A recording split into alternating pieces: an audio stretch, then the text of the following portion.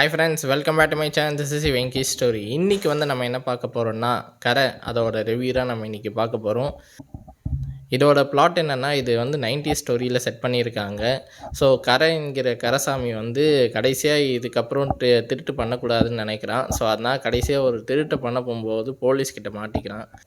அந்த இடத்துல அந்த கேஸை வந்து ஹேண்டில் பண்ணுறது வந்து சூரஜ் தான் ஹேண்டில் பண்ணுறாரு.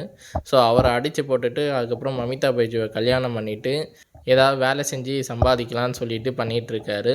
ஸோ அதுக்கப்புறம் தன்னோட ஊரில் வந்து நிலம் இருக்குது, அப்பாவை கேட்குறதுக்காக ஊருக்கு வராரு. ஸோ ஊருக்கு வந்ததுக்கப்புறம் தான் தெரியுது ஃபுல்லாகவே வறட்சியாக இருக்குது. ஸோ அந்த டைமில் எல்லோரும் டிராக்டர் வாங்கி எல்லோரும் கடனில் இருக்காங்க. தன்னோட நிலமும் கடன்லேயே இருக்குது. அந்த நிலமையில் வந்து பேங்க்காரங்க வந்து இந்த கடனை கட்டி ஆகணும், இல்லைன்னா இந்த நிலத்தை வந்து நாங்கள் எடுத்துருவோம்னு சொல்லியிருக்காங்க. ஸோ அந்த பெரிய தொகையை அடைக்கணும்னு சொல்லிட்டு திரும்பவும் இந்த ராபரி தொழிலில் கையில் எடுக்கிறாரு. ஸோ அதுக்கப்புறம் இந்த பணத்தை கட்டினாரா இல்லையான்றது தான் ஓவரால் ஸ்டோரியாகவே இருக்குது. ஸோ ஓவராலாக இந்த பிளாட் கேட்கும் போது ரொம்பவே நல்லா இருந்தது. ஒரு நல்ல ஒரு பேங்க் ஹெய்ஸ்ட்டு, இந்த ராபரி, இந்த சீக்வன்ஸ் எல்லாமே ரொம்ப நல்லா இருந்தது. பட் ஆனால் இதை வந்து பீரியட் ஏஜ் ஃபிலிமாக இதை வந்து கொண்டு போனது தான் கொஞ்சம் ட்ராபேக்காக இருந்தது. ஏன்னா இந்த ஸ்டோரி கேட்கும்போது இப்போ கூட நம்ம இந்த சீக்வன்ஸ் நம்ம வச்சுருக்கலாம், இந்த பேங்க் ஹெய்ஸ்ட் வந்து. பட் ஆனால் அதுக்கு வந்து நம்ம நிறையவே லாஜிக் மீறல்கள் நிறையவே இருக்கும். இதுவே 90s டைமில் வைக்க போகும்போது நம்ம அவ்வளோவா லாஜிக் மீறல்கள் நம்ம பார்த்துருக்க மாட்டோம். ஏன்னா அந்த டைமில் வந்து அவ்வளோ செக்யூரிட்டி எதுவுமே நம்மளுக்கு அவ்வளோவா கிடையாது. இப்போ இருக்கிற டெக்னாலஜி வந்து அந்த டைமில் கிடையாது. ஸோ அதை வந்து பீரியட் ஏஜாக ஃபிலிம் பண்ண போகும்போது இந்த லாஜிக் மீறல்லாம் கொஞ்சம் கம்மியாகுன்றது நம்ம சொல்லியிருக்கலாம். ஸோ அதுவே இந்த ஒரு ஸ்டோரிக்கு வந்து கொஞ்சம் ட்ராபேக்காகவே இருந்தது. ஸோ முதல்ல பாசிட்டிவ் நம்ம சொல்லிடுவோம். இல்லை ஃபஸ்ட்டு பாசிட்டிவாக நான் சொல்கிறது வந்து ஃபஸ்ட்டு நான் தனுஷை நான் சொல்கிறேன். ஏன்னா இந்த மூவியை மொத்தத்தையும் அவர் ஷோல்டரில் தான் அவர் மொத்தத்தையும் தூக்கிட்டு போயிட்டுருக்காரு. எமோஷனல் ஆகட்டும், அதே போல் ஃபைட் சீன்லேருந்து எல்லாத்தையுமே அவர் தான் மோஸ்ட்லி கேரி பண்ணிட்டு போகிறாரு. முக்கியமாக அவருக்கும் கேஎஸ் ரவிக்குமாருக்கும் வர அந்த எமோஷ்னல் பாண்ட் எல்லாமே ரொம்பவே நல்லா இருந்தது. ஸோ அது ரொம்பவே ரசிக்கும்படியே இருந்ததுன்னே நான் சொல்லுவேன். செகண்ட் பாசிட்டிவாக நான் சொல்கிறது வந்து இதோட மொத்த கேஸ்ட் அண்ட் க்ரூவை தான் நான் சொல்லணும். ஏன்னா இதில் எல்லாருமே இருக்காங்க. கேஎஸ் ரவிக்குமார், ஜெயராம், மமிதா பைஜு, எம்எஸ் பாஸ்கர், அதுக்கப்புறம் கருணாஸ், அதுக்கப்புறம் பிருத்திவி வந்து நம்ம அந்த ப்ளூ ஸ்டாரில் நம்ம பார்த்துருப்போம், அவர் இருக்கார். ஸோ இந்த மாதிரி ஒரு பெரிய கேஸ்ட் அண்ட் க்ரூ இருக்காங்க. எல்லாருக்கான அந்த ரோல்ஸ் வந்து ரொம்பவே நல்லா இருந்தது. முக்கியமாக எம்எஸ் பாஸ்கர் தான் அந்த கேரக்டரில் இருக்காரான்ற அளவுக்கு ரொம்பவே அந்த மேக்கப் ரொம்பவே நல்லா இருந்தது. அந்த கெட்டப்பு, அந்த கேரக்டருக்கு ஏற்ற மாதிரி எல்லாருமே மாற்றிருந்தாங்க. எனக்கு தெரிஞ்சு தனுஷை தவிர மிச்சம் இருக்க எல்லாருக்குமே கேரக்டர் வந்து மாறி இருக்குது. அவங்க தான் அந்த கேரக்டரில் இருக்காங்களான்றது வந்து நம்ம ஓரளவுக்கு பார்க்க தான் நம்மளுக்கு தெரியுது. அந்த அளவுக்கு அவங்களோட லுக்ஸ் எல்லாத்தையுமே மாற்றிருக்காங்க. ஸோ மூணாவது பாசிட்டிவாக நான் சொல்கிறது வந்து ஜிவி பிரகாஷ் அவங்கள தான் நான் சொல்லணும். ஏன்னா பேக் போனாகவே இருக்கிறது அந்த மனுஷன் தான். ஒவ்வொரு பிஜிஎம்மும் சரி, மியூசிக்கும் சரி, ஓப்பனிங்கில் வந்து ஒரு லவ் சாங் வரும், அது ரொம்பவே நல்லா இருந்தது. அதுக்கப்புறம் முக்கியமாக அந்த இன்டர்வெலுக்கு முன்னாடி ஒரு பிஜிஎம் வரும், அதெல்லாம் ரொம்பவே சூப்பராக இருந்ததுன்னு நான் சொல்லுவேன். முக்கியமாக இந்த உடுக்கை வச்சு ஒரு பிஜிஎம் வந்தது, அது ரொம்பவே நல்லா இருந்தது. ஸோ இதோட பேக் போனாக இருக்கிறது வந்து ஜிவி பிரகாஷ், அவரோட மியூசிக் தான் ஃபுல்லாகவே இருந்ததுன்னே நான் சொல்லுவேன். ஃபோர்த்து வந்து இந்த மூவியோட பாசிட்டிவ் நான் என்ன சொல்வேன்னா, இதோட சினிமோட்டோகிராஃபி அண்ட் மேக்கிங் தான்.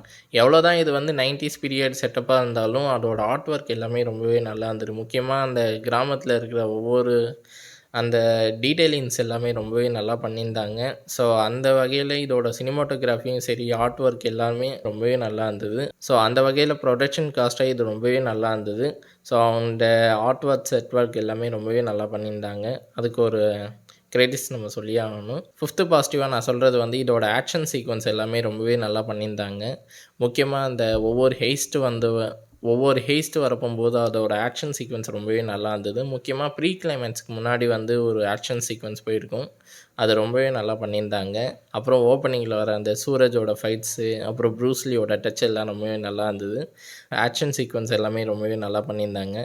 இதெல்லாம் நான் பாசிட்டிவாக நான் பார்த்தது. இப்போ நெகட்டிவ் சைடாக போகும்போது நான் என்ன யோசிக்கிறேன்னா, இதோட ஃபஸ்ட்டு நெகட்டிவாக நான் சொல்கிறது வந்து ஃபஸ்ட் ஹாஃப் வந்து எனக்கு ரொம்பவே நல்லா பிடிச்சிருந்தது. ஏன்னா இது அவங்க கொண்டு போன விதம்ன்றது ரொம்பவே நல்லா இருந்தது. முக்கியமாக இன்டர்வல் வந்து ரொம்பவே பீக்காக இருந்தது, நல்லா கொண்டு போயிருந்தாங்க. பட் ஆனால் செகண்ட் ஹாஃப் வரப்போகும்போது எல்லாமே கொஞ்சம் ப்ரெடிக்டபுளாக இருந்ததுன்னே நான் சொல்லுவேன். திடீர்னு வந்து ஜெயராம் வந்து அந்த ஆன்டகனிஸ்ட் ரோலில் வந்து டக்குன்னு சேஞ்ச் ஓவர் பண்ணது வந்து எனக்கு டக்குன்னு டிஃப்ரெண்ட்டாக எனக்கு தோணுச்சு. அது ஏன் அப்படி மாற்றினாங்கன்றது எனக்கு தெரியல. நான் வந்து என்ன நினச்சேன்னா, சூரஜ் தான் இல்லை ஃபுல்லாக வில்லனாக இருப்பான்னு நான் நினச்சிருந்தேன். பார்த்தா திடீர்னு ஜெயராம்னா வில்லன்ற மாதிரி அவங்க போர்ட்ரே பண்ணது வந்து எனக்கு என்னமோ அந்த டக்குன்னு சேஞ்ச் ஓவர் வந்து அக்செப்ட் பண்ண முடியாத மாதிரி இருந்தது.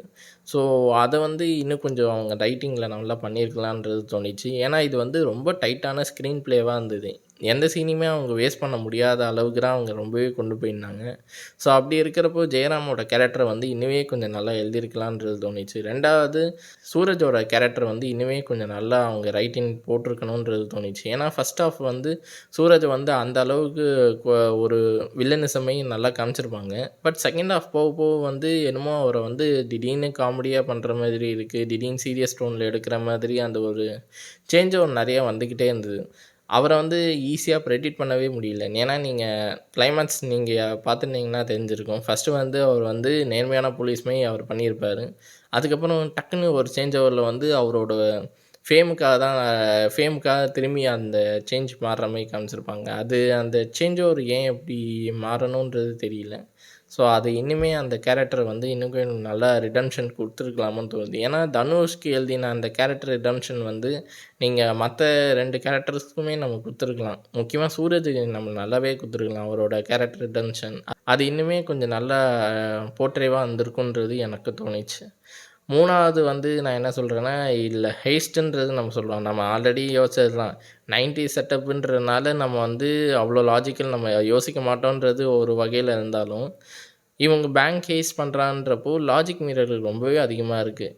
ஏன்னா அந்த ஊரில் வேறு போலீஸே இருக்க மாட்டாங்களா? இப்போ ஒரு பேங்க்கில் வந்து ராபரி பண்ணுறாங்கன்னா, வேறு செக்யூரிட்டியோ இல்லை யாரையுமே இருக்க மாட்டாங்களா? ஏன்னா ஃபஸ்ட் ஹாஃபில் வந்து பேங்க் ராபரி பண்ண போகும்போது 3 பேர் சேர்ந்து போய் தான் அந்த ஹேஸ்ட் பண்ணுற மாதிரி காமிச்சிருப்பாங்க. செகண்ட் ஹாஃப் போகும்போது வெறும் தனுஷ் மட்டுமே அத்தனை பேங்க்கையும் போய் ஹேஸ் பண்ணிட்டு வந்துட்டுருப்பான். அந்த லாஜிக் மீறல்லாம் ஏன் அப்படி போச்சுன்றது தெரியல. ஏன்னா இதுக்கு முன்னாடி விக்னேஷ் ராஜா இயக்கினது வந்து போர் தொழில் பண்ணியிருப்பார். அது ரொம்பவே நல்லாயிருக்கும். ஒவ்வொரு டீட்டெயிலும் அவ்வளோ இன்ச் பை இன்ச்சாக அவ்வளோ சூப்பராக இருக்கும்.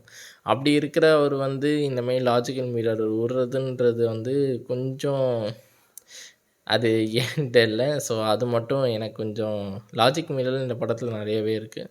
ஸோ அதை தவிர மிச்சம் எல்லாம் பார்க்க போகும்போது இந்த படம் வந்து நல்லாவே ஒர்த்தாக இருந்தது. நல்ல மெசேஜோடு தான் அவங்க சொல்லி முடிச்சிருப்பாங்க. கொஞ்சம் ஃபீல் குட்டாகவும் அவங்க எடுத்துகிட்டு போயிருப்பாங்க அந்த கிளைமேக்ஸ் வந்து. தாராளமாக நீங்கள் போய் தியேட்டரில் போய் நீங்கள் இந்த படத்தை பார்க்கலாம். தாராளமாக ஒரு மஸ்ட் வாட்ச்னே நான் சொல்லுவேன். ஸோ சின்ன சின்ன குறைகள் இருந்தாலும் பட் ஆனால் மூவி ரொம்பவே நல்லா இருக்குது. நிறையா விக்னேஷ் ராஜாவோட அந்த டச் எல்லாம் ரொம்பவே நல்லா இருந்தது. முக்கியமாக அந்த மூட்டை தூக்குறது வந்து ஏன் ஃபஸ்ட்டு காமிச்சிருப்பாங்க, அதுக்கப்புறம் அந்த ஃபோர் ஷேடோ பண்ணது வந்து கிளைமேக்ஸில் அழகாக காமிச்சது வந்து ரொம்பவே நல்லா இருந்தது. ஸோ அந்தமாதிரி விக்னேஷ் ராஜாவோட அந்த டச் எல்லாமே ரொம்பவே நல்லா இருந்தது. இட்லி கடையை நம்ம சொல்லவே கூடாது, அதுக்கு ஒரு டச் போட்டிருக்காரு.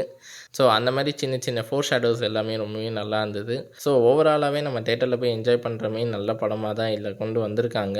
ஸோ நீங்கள் எல்லோரும் தேட்டரில் போய் இந்த படம் பார்த்தீங்களா இல்லையான்றதை மறக்காம கமெண்ட் செக்ஷனில் மென்ஷன் பண்ணுங்கள். உங்களுக்கு இந்த படம் எப்படி இருந்துன்றதையும் மறக்காம கமெண்ட் செக்ஷனில் மென்ஷன் பண்ணுங்கள். So until then catch you in next video. Bye.